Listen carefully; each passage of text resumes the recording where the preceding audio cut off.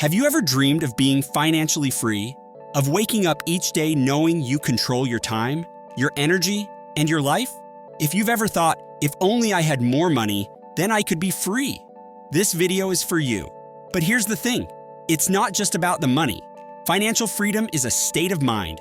Today, I'm going to show you how to unlock that freedom, starting with your mindset.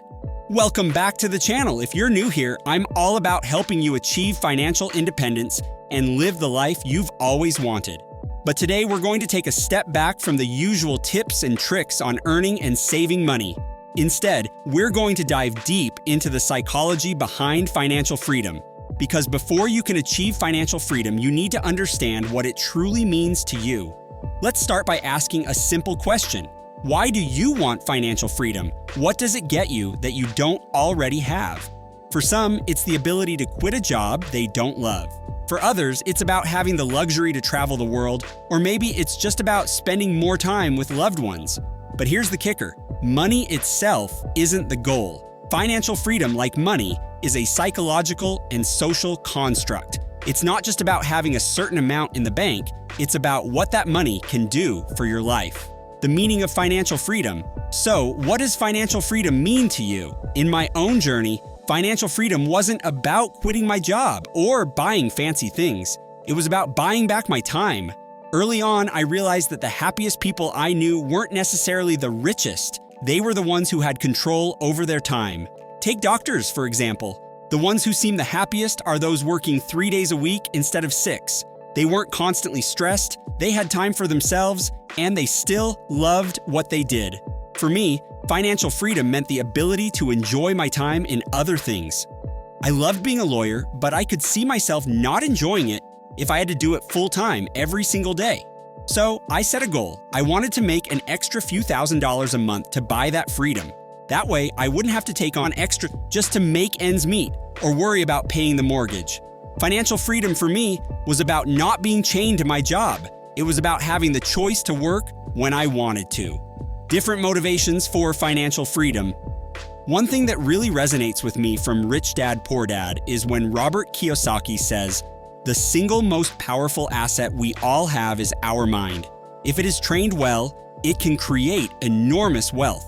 This speaks directly to the importance of mindset on the journey to financial freedom. It's not just about working harder or making more money. It's about training your mind to see opportunities, to think differently about money, and to understand that true wealth starts with knowledge. When you cultivate a mindset geared towards growth and learning, you set the foundation for financial freedom. This is why inner work is so crucial. It sharpens your most valuable asset, your mind.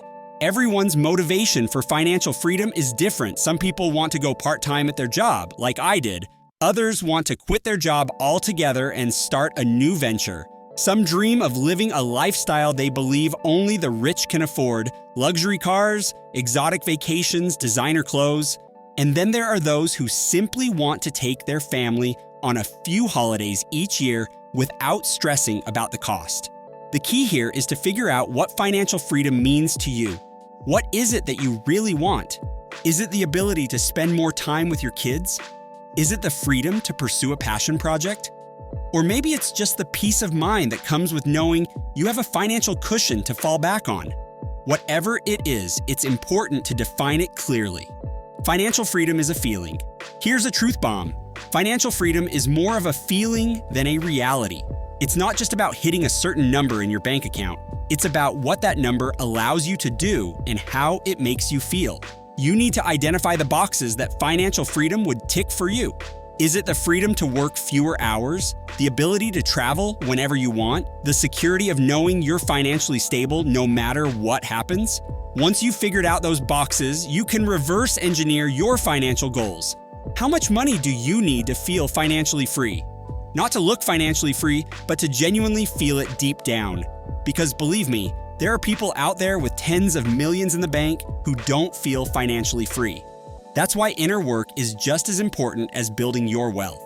The importance of inner work. This brings me to my next point, the importance of inner work. Money alone won't make you feel free. I know people who are incredibly wealthy, yet they're still stressed, anxious, and constantly chasing more. Why?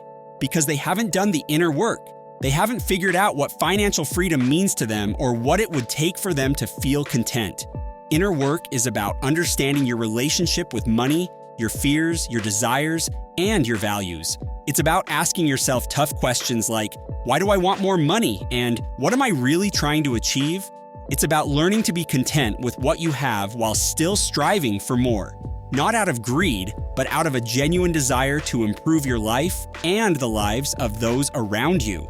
Mapping out your path to financial freedom.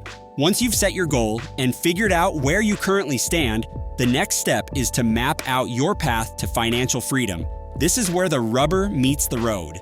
If you don't know how to get from point A to point B, you have a knowledge problem. This means it's time to educate yourself. Read books, take courses, watch videos like this one, and surround yourself with people who are on the same journey.